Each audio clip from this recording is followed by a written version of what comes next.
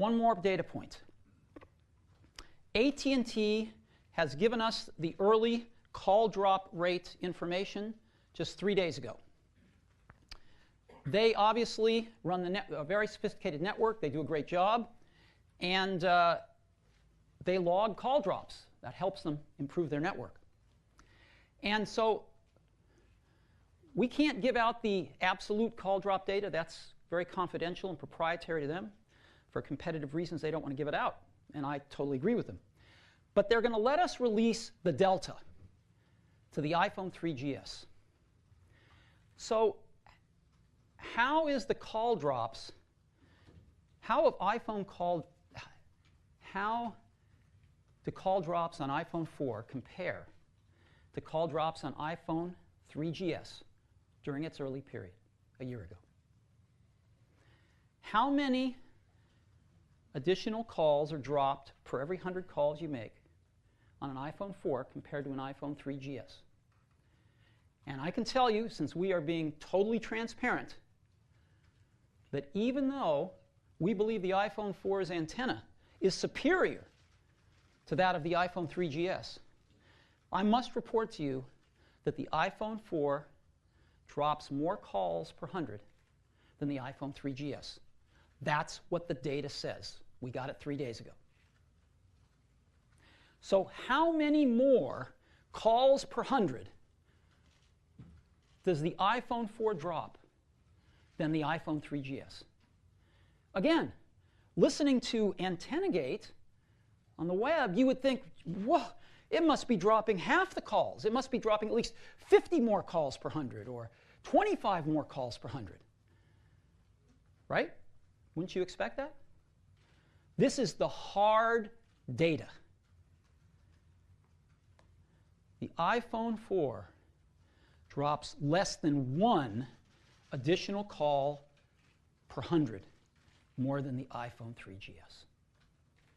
Less than 1 additional call per 100. Now, even less than 1 is too much for us. We're trying to find out why. We want to drive this lower than the 3GS. But this does put it in perspective. So I have my own pet theory on this, which we have no proof of, but I'll give it to you anyway. When the iPhone 3GS came out, we did not change the design from the iPhone 3. And there was a healthy market of cases for the iPhone 3G that were already in stores that fit the 3GS perfectly since the design didn't change. And in our stores, 80% of the iPhone 3GS users walked out with a case. iPhone 4 has a radically new design. None of the old cases fit. Since we didn't show it to anybody, none of the new cases are ready. And we can't make enough of our bumper cases. And so in our stores, about 20% of the people are going out with a case. And I think that has something to do with this disparity. But who knows? We're going to track it down.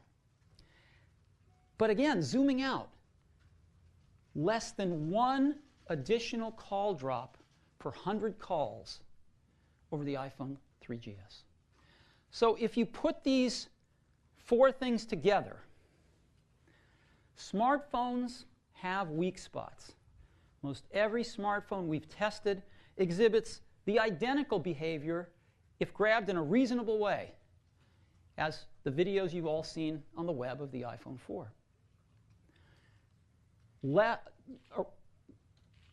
Around 0.5% of iPhone owners have called AppleCare in relation to reception and antenna issues.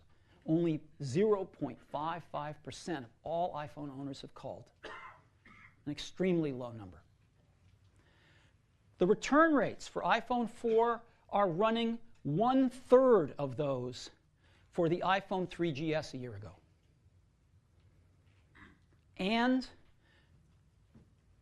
the iPhone 4 drops less than 1 more call per 100 than the iPhone 3GS.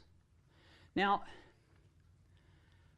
when we look at this data, when our engineers and scientists look at this data, it's very hard to escape the conclusion that there is a problem, but that problem is affecting a very small percentage of users. I myself have gotten somewhere over 5,000 emails from users telling me how their iPhone 4 works perfectly and they can't figure out what all of this is about. So we think there's a problem, but we think it's affecting a small percentage of users. And we think some of that problem is inherent in most every smartphone. But having said this, we care about every user. And we're not going to stop until every one of those is happy. But I think it's important to understand the scope of this problem, because what the data says leads you to the conclusion that this has been blown so out of proportion that it's incredible. I know it's fun to have a story, but it's less fun when you're on the other end of it. So we care about every user. So let me tell you what we're going to do.